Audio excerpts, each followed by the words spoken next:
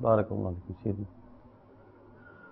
ورد في الدر المنضود في الصلاة والسلام على صاحب المقام المحمود صلى الله تعالى عليه وعلى آله وصحبه وسلم للإمام العلامة أحمد بن محمد بن حجر الهيثمي رضي الله تعالى عنه. يقول الشيخ: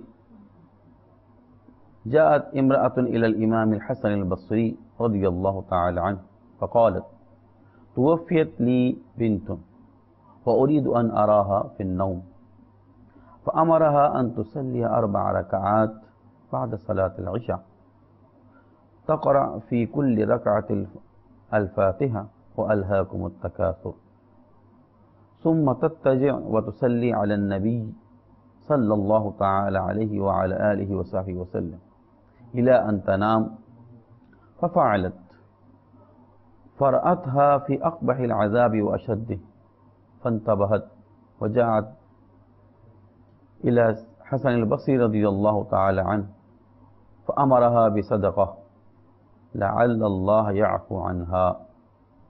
ونام الإمام الحسن تلك الليلة فرأى امرأة في أحسن النعيم، فقالت له: أتعرفني؟ أنا ابنة تلك المرأة التي أمرتها بالصلاة على سيدنا محمد صلى الله تعالى عليه وسلم.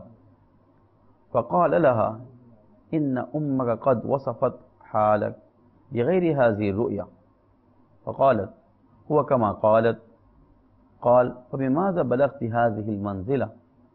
قالت: كنا 70,000 في العقوبة، فعبر رجل من الصالحين على قبورنا وصلى على النبي صلى الله تعالى عليه وسلم مرة واحدة وجعل ثوابها لنا، فقبلها الله تعالى منه وأعتقنا كلنا من تلك العقوبة ببركته، وبلغ نصيبي ما قد رأيته وشاهدته.